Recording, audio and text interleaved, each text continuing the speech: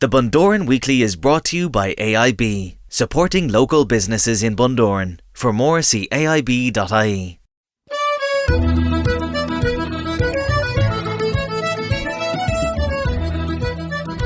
Hi everyone, it's Shane Smyth, Bundoran Tourism Officer. It is Friday the 2nd of December 2022 and I'm here with you for the Bundoran Weekly Podcast, episode 210. It is a podcast that talks about everything Bundoran. A little bit later on I'm going to be joined by actress and now Bundoran native, I guess you could call her, Caroline Harvey. She's got a new movie out, a short film called Wednesday's Child, and it may get nominated for an Oscar. It may be eligible for Oscar nomination, and we will be chatting to Caroline all about that and some of the projects that she's working on at the moment here in Bundoran. So looking forward to catching up with her a little bit later on. And as usual, Teresa O'Neill is going to be with us from Bundoran Community Centre, letting us know what's happening in the community corner. Let us start, as always, as we do, in our entertainment guide, and we are starting in the Allingham Arms. Connor's welcoming party is on tonight with music by Hybe. That's at Key West. Social dancing then with Liam Mannering and Maria, also on tonight in the Ballroom. And in the Coolmore Bar, it is music with Sinead McLaughlin. So plenty of entertainment tonight at the Allingham. The Contractor there tomorrow night, and music with Jerry Guthrie and his band in the Ballroom, and Kieran Mackery there on Sunday evening from 7:30 until 9:30. Next door at the Bird's Nest, it is music with Norman Borland tonight. Tomorrow night it is Friends, and Sunday evening it is music with Anthony McBrien and Brian Kerrigan. And next Wednesday sees week 3, I think it is, of the Modern Country Moves. So if you want to get some jiving lessons in time for Christmas, then the Bird's Nest next Wednesday night is the place to be. Gary Doherty tonight at the Chase and Bull, and music with Hayes tomorrow night. The usual trad session continues at George's Bar on Main Street, and that is on Sunday afternoon between 4 and 6 p.m. Live music across this weekend as well at the Phoenix Tavern. The big Railway Christmas party is happening at the Railway Bar tomorrow night. The main man there, Alan Chapman, resident I guess you could call him, and he is performing there. So there's lots of fun and games and prizes and all sorts of stuff happening at the annual Railway Bar Christmas party that is on tomorrow night. Elsewhere, Paris nightclub open this coming Saturday night as well. You'll find all of the information on our website. It's discoverbundoran.com/events. There you can click in and see what is happening across the weekend, and as we get more information we will be adding to that as well. If you would prefer to go to the cinema, and of course we are now in December, so it is Christmas movie time, and new out this week is Violent Night, a take on Silent Night, and it is said to be a cross between Die Hard and Home Alone, so I am very excited to see this one. And they're also showing lots of other Christmas movies as well across next week and the coming weeks into Christmas. Polar Express has been shown, Home Alone, Die Hard, Elf, The Holiday, and lots more besides. You can find the schedule at eclipsecinemas.com and book your ticket there for the cinema, or you can check out our website as well, and there's all linked on our Christmas page, which I'll tell you more about in a couple of minutes time. Missed It Monday is Ticket to Paradise. That's the Harry Styles movie, and that is on this Monday, and $4.95 admission there at Eclipse Cinemas this Monday. Big night tonight at the Rogie Suite at Bundoran Community Centre. It is the annual Bundoran Christmas concert presented by Modal Citizens, Mark and all of his merry men and women, and that is happening tonight at 8 o'clock, and there's local musicians, there's raffle prizes, spot prizes. Santa Claus is going to be there, the Bel Canto Choir, the Marion Fitzgerald, Encore, Jude Shields, Ronan Gallagher, and special guests. So as I say, it's all at the Rogie Suite at Bundoran Community Centre. It is on tonight at 8 o'clock. Tickets are available on Eventbrite right now. If you want to buy them in advance, you can buy tickets on the door as well, or if you're passing by Bundoran Community Centre between now and this evening, you can pop into Teresa and she'll look after you for a ticket as well. So always a good night and always a big night, and we wish everybody the best of luck on that one. And looking ahead then to next weekend, and the big Christmas market is happening at the Atlantic Apart Hotel, and that's in association with Handmade in Bundoran and beyond, and also with the Wish and Share gift shop. That is happening the Atlantic Apart Hotel Saturday the 10th and Sunday the 11th of December, right throughout the day, and that is going to be a nice day and a lot of Christmas feeling exciting and festive atmosphere in and around the Atlantic Apart Hotel over that. Speaking of Christmas, let me say thank you to all of our businesses, first of all, who are displaying their Christmas lights at the moment. Our tree is up, our lights are up on the bridge. Thank you to Desi and to Dara for their really hard work, and Mickey and all of the team for the hard work during the week getting all of those Christmas lights erected. I think the town looks really, really nice and really Christmassy, and we thank them for that. We're into the last couple of days to do our fundraising campaign, which is Buy Your Christmas Bulb, and that's a memory bulb. So if you want to remember somebody that's no longer with us this Christmas, a nice way to remember them is with a Christmas memory bulb. It is going to help to fundraise for Bundoran Christmas lights as part of Bundoran Tidy Towns, and you can pop in to Goodbyes, you can pop into Olga Gilliland, you can pop into the tourist office, the community centre and American House, drop in your fiver there and put a name on an envelope, and we will display that at the tourist office beside the tree for the duration of Christmas. There's more details on discoverbundoran.com/tidy towns for the information on that, and also the Bundoran Tidy Towns Facebook page. And speaking of Christmas, lots happening across the next couple of weeks as we head into the Christmas season and the big day on the 25th. And discoverbundoran.com/Christmas has all of the information that you need there. So whether it's events or gigs or anything that's happening in Bundoran, do check out that page, which again, as I said previously, like the events page, we will be updating that constantly as we get new information and new events come to our attention. So discoverbundoran.com/Christmas is the website for that, and you can check that out right now. And as I say, it's a living website, so it is being updated constantly as well. It is the Bundoran Weekly, with thanks to AIB.ie, supporting local businesses in Bundoran and Ballyshannon. Still to come, going to be chatting to actress Caroline Harvey and producer-director, I guess you could call her as well, about her new short film called Wednesday's Child, which may get nominated for an Oscar. Not too bad. And also we will be joining Teresa O'Neill from Bundoran Community Centre in our Community Corner, so do stay with us. The Bundoran Weekly. I'm Shane Smyth, Bundoran Tourism Officer, and it is the Bundoran Weekly Podcast, episode 210. And we will be joining Teresa O'Neill in our Community Corner in a few moments' time. But first, we're going to talk to Caroline Harvey. You may recognise her face. I know it's a podcast and I know it's audio, but Caroline was an actress in Fair City. She made the move across the country because she found her love of surfing, and she is now settled here in Bundoran. And she is doing a bit of acting, and she's doing a bit of directing and producing, and she has created a new short film. It is called Wednesday's Child, and I sat down with her recently to have a chat about that. And the interesting fact about it is it may be eligible to be nominated for an Oscar, because it is doing the rounds at all of the film festivals at the moment, and it is doing super well. So as I say, I sat down with her a couple of weeks ago and had a really nice chat. Right, actress Caroline Harvey, a Bundoran native now, we could call you, I guess. Thank you, I'll take that. Welcome to the Bundoran Weekly Podcast, and thanks for being with us. So we're here to talk to you about Wednesday's Child. So this is a short film that you've done? It's 10 minutes, yeah. So tell us a little bit about it.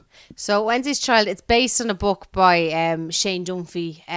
He was a child protection worker, and this was based on his life. So we took the first scene of the book and turned it into a kind of adapted it and changed the characters, but turned it into a little universe of its own. And so that's what it's about. Someone's first day working in child protection and going in all going to change the world, going to transform everything and make a big difference. And it's how their eyes are kind of, things are sobered once they realise that the family's in crisis that they're dealing with, that the problems are a lot more long reigning and a lot more complex than meets the eye. I know it does what it says in the tin in terms of it's a short film, but was there a reason that you just picked the first section of the book, or was it just too much to do a full feature film? Or so because I initially wanted to write it as a TV series, because there's so many characters, and it's to kind of get to where you want in the arc of a TV series, it's quite difficult and stuff like that. So whereas in the first scene pretty much encapsulates what the whole TV series is about. Okay. So that's why I picked the first. So it's like a trailer. Yeah, kind of. Yeah. Because it pretty much shows what the character's going to go through, because it shows starting with idealism and all this sort of all bright and shiny, and I'm going to change the world, to, oh God, this is totally out of my remit. I don't know if I'm able for this. So the 10 minutes pretty much encapsulates that.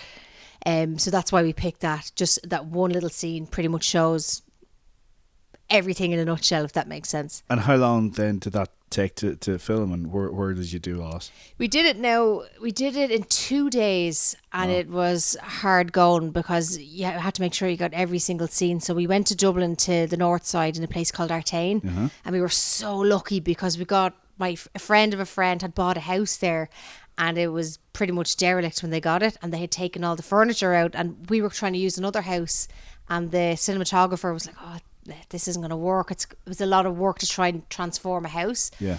This one was ready to go. It was perfect. And the day before we filmed, we changed the location and ended up using our friend of a friend's house, and it was perfect. So we were very lucky. But 2 days shooting. Wow. Yeah, the day before we did a bit of prep, got the house dressed. It was pretty much all hands on deck. I see. And is it, without going into too much, is it volunteers? Are people getting paid for it? No, all paid now. Right, I had to take out a bloody bank loan to make it, and then I wanted to make sure everyone was paid, because you're asking a lot of actors as well, because it's very emotionally taxing. So everybody was paid. Wanted to make sure, like, everybody at this stage now has done it's great for the exposure. So and for the CV. The show reel. So I didn't want to do that. Everybody got paid, bar me and the other producer. So we tried to make sure that we got professional people that, and we respect their work, so they had to be paid, Of course. And so the film was done, and then it was time to start entering it into film festivals. Yeah, so we had, because it wasn't funded. Or did you have aspirations for this, or where did you think it was going to go? Or I initially made it as a calling card. I made it as a 10-minute wanted to show pitch show reel. document, to kind of show to production companies what I wanted to make for the TV series. So we said, right, we'll do a 10-minute that shows style, tone, characters, all that, shows the world. And then we were like, look, we'll throw it into festivals, because we have a 10-minute short film. So it was kind of like, we weren't really thinking about it, and we submitted it. I was very heavily pregnant at the time, so I was just submitting in a bit of a fever, trying to get it out there before I gave birth. And we ended up getting into Galway and a few other festivals that we didn't think we'd get into, and it ended up doing really well in the festival. So we were like dumbstruck. So yeah, I think it was nice that we went in with no expectations, and it ended up just, I don't know, it was just really exciting then that the way the film was received. Yeah. So was it only Irish festivals, or did you put it everywhere you could? So we put it into, I think there's one in Spain, but we won't hear about that till next year. And then there was, where else? London and Oslo. So we won't hear, it's piecemeal when you hear back if you've got into the festival. So we're still waiting to hear back from them, but most of them will be next year.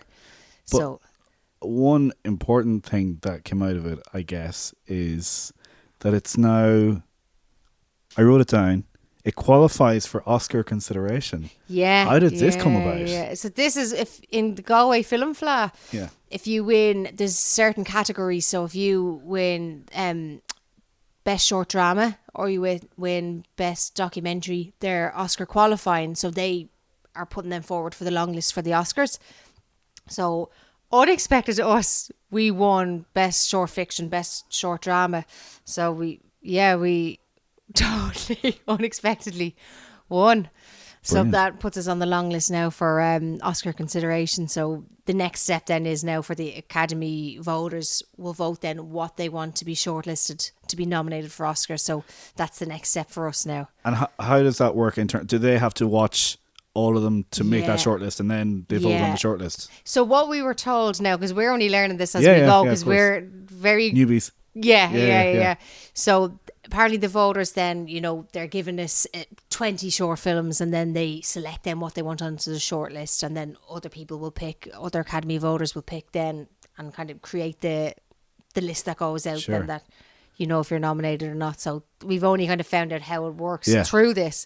But That's incredible. So in the next few months, we don't know what way it's going to go. Like, Did your jaw drop to the floor? Like we when- nearly. Yeah. I was so sick. I had a flu, and it was my due date, and I was actually overdue, and I was sitting there. I had the sweats because had this flu, and I was eating a pot noodle, feeling real sorry for myself on the couch, and it was a scorching hot day, and everyone was out, and I was so miserable. And the director rang me. She was at the awards and told me, and I kind of thought I was hallucinating. I was like, oh, what? Yeah. So it was like she had same as me, had no expectations. We just threw it in there. Didn't know how it was going to be received. So it was totally unexpected, especially for an unfunded short on such a low budget, because the shorts that are funded are like 15 grand, 20 grand, somewhere 70 grand. It's like 6 grand to make a short film is pittance. And I know it sounds like a lot, but to make films, when you put all the cast and the crew into it, it's not much at the end of the day. So the next step is you could possibly go into LA in March. Well, perhaps as well. Like if you did, you've kept your calendar free, I'm sure. Oh, look at I'm looking at dresses at the moment, just in case, putting it on the vision board. But so yeah, I think now like you'd have to once again fund that. Like if we did end up going and getting nominated, you'd end up having to do like a funding campaign or something, because this is like, because we were an unfunded short as well. Yes, it's just insane. You've nobody to put your hand in your pocket, basically. For flights and all that stuff, you know. But look at that. You'll find it. I'll give out about that at the time it comes. It'll be a good complaint. Absolutely. But absolutely. So that the basis of it then is to put a TV show together. Well, that was my aim. That was always what I wanted from it. That's what I always saw from the book. I thought it had the potential, because the characters, you know, when you have a TV series, you have that opportunity to really show like delve into them. Yeah. So you can really explore them and really play with them and stuff like that. So that's what I would love for next year when it finishes the film festival circuit, is to start looking now at pitching for a TV series and looking at production companies and see which one it would find a good home with and stuff. So that will be the next thing. But I've learned a lot from, I wrote the pilot initially and then wrote the short film, and now it's informed how I'm going to go back to it now. I know what I need to do with characters and stuff, so I'm excited to get back to looking at it as a TV series. And can people watch it online or anything, or is it only in festivals for now? Yeah, when it's with the festivals, you can show it, because you know people are paying to watch it at the festival. So once it finishes the circuit, then we can put it online or whatever. So that'll be like maybe next year that we can start sharing it then, with the public. Brilliant. Yeah, I look forward to seeing it. You're not staying idle as well. You're writing a surf comedy, apparently. Yeah, the cat is out of the bag. Yeah, I started writing that last year, but I have the same problem with this. It started off as a TV series, and now I'm writing it as a short film to do pretty much what I've done with Wednesday's Child. So it's pretty much just inspired by living up in Bundoran, and there's so many great surfers, but the comedy I think is where the poor people like me that are trying to improve and trying to push themselves, and there's just so much story and there's just so much energy in that, and I'd love to show the poor people like me that are taking the wipeouts and that are struggling and getting like caught in the whitewater, and all the great stories and characters in there. Yeah. What's your process then for writing? Do you kind of lock yourself? I know you have 2 kids, so it's probably not easy to lock yourself away in a room. But when do you find the time to write, or how does that work? Funny enough, having the kids has made me more disciplined, because I used to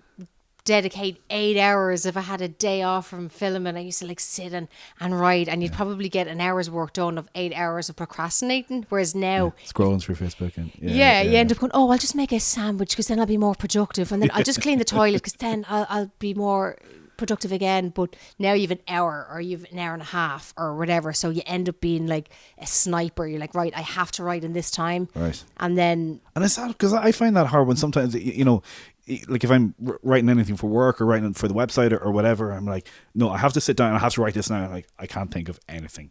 because I'm under so much pressure. But you know, I'm walking around Rogan, I was like, oh, there's the idea. You know, in fairness, that's where a lot of them, like, I have trodden Rogie many a times with the boogie every day. So there is, like, even listening to your music, something so silly as that, you're kind of like, okay, I'm going to pin that idea, I'm going to pin that song. That's going to be in my head for writing that scene. So when I do actually have that hour, it's probably been churning away because I've been outside and you've kind of had notes taken here and there. Yeah, you kind of have these mental notes or even a voice recording on your phone.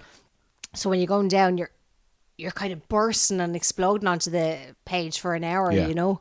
And it's just structuring it then, I guess. And yeah. You start off with just this pure mess of ideas, and then it's kind of spend the whole time then just kind of tidying it up. But you're long enough in the business, you kind of know how that kind of structure works and stuff. Yeah, like I've read, in fairness, that's the one thing I'll say about, you know, working on a soap, is that the turnover is enormous. So you're reading so many scripts all the time. Like you're reading 4 scripts a week that you're filming, so you know what works, what doesn't work.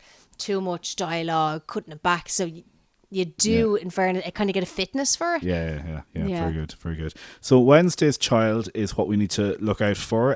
Coming to a festival near you, hopefully soon, and coming to an Oscar auditorium near you, hopefully soon. Fingers as well. Crossed. But we will be keeping you up to date on how that goes. Any idea when you find out about that kind of news? Or we were told now. I think it's the end of this year. We'll find out. Right. Yeah, I think we'll know by December. Not too far away now. Yeah. Oh God. Yeah. I think it's now December, but I'm not sure, but yeah, it'll be the next few months anyway, not too long. Brilliant. Well, listen, best of luck with it, and no doubt we'll have you back on soon. Cheers. Thank you. The Bundoran Weekly. Fingers crossed for Caroline and the team on Wednesday's Child, and we'll keep you updated on the progress on that. I don't know, will I get the tuxedo out of the wardrobe? Yeah, I'm not sure. I'm sure Caroline's getting the goon ready anyway, and hopefully that will be doing well for them. And we'll keep you up to date, as I say, here on the Bundoran Weekly podcast. Let us move now to the Bundoran Community Centre, and in our community corner, here's Teresa. Thanks, Shane. The Youth Hangout is on every Wednesday from 4:15 to 5:45. This is a place for ages from 12 to 17 looking for a safe place to hang out with friends, to play games and have hot chocolate. The baby and toddler group is on every Friday in the Rogie Suite from 2 p.m. to 3:30. Parents, grandparents, carers and guardians are all welcome. Donations of €5 with tea, coffee and biscuits. Don't forget, tonight is our annual Christmas concert. Tickets are €10 and are available on Eventbrite and here at our venue. Doors open from 7:30 and the show starts at 8 p.m. We have local musicians playing, as well as plenty of prizes and giveaways. We have hot desks available here in our Co-work Plus. With Connected Hubs you can get 3 free days. Check out www.connectedhubs.ie. Our co-work is open from 9 to 5 and you can call in and have a tour around. As always, if you have any questions or need printing, scanning or photocopying, we are open Monday to Friday for these needs, 9 a.m. to 5 p.m. Or you can email bundorancommunitycentre@gmail.com or call 071 98 29 675. Teresa, thank you. That's going to do it for our Bundoran Weekly podcast for this week. We are counting down to the end of the year. Just a couple of podcasts left before the end of the year, but over the coming weeks we will be talking to Canis Nicholas about the Bundoran 10, which is open now for the event, which is happening on the first weekend in March. We'll be talking to him before the year is out, and also Lorraine Smith of BMS Warehouse Gym as well. They've had great success in some competitions around the world in the past couple of months, so we'll be chatting to her as well. So plenty of good local stories to come between now and the end of the year. If you'd like to get in touch with us, you can do so as usual by contacting us by email, podcast@bundoranweekly.com. You can indeed find us on Facebook and Twitter as well at Bundoran Weekly. You can follow us wherever you're listening right now, or indeed stream and download all episodes on demand at bundoranweekly.com. And we say, as usual, thanks to our sponsors AIB, who support local businesses in Bundoran and Ballyshannon. We also say thanks to Mark Geegan and team at Songs of Earn for the use of The Man from Bundoran, which is our signature tune, which is running under me right now as we say good luck, and we'll see you next Friday here on the Bundoran Weekly podcast. Good luck. The Bundoran Weekly is a production of Discover Bundoran. The Bundoran Weekly is brought to you by AIB, supporting local businesses in Bundoran. For more, see aib.ie.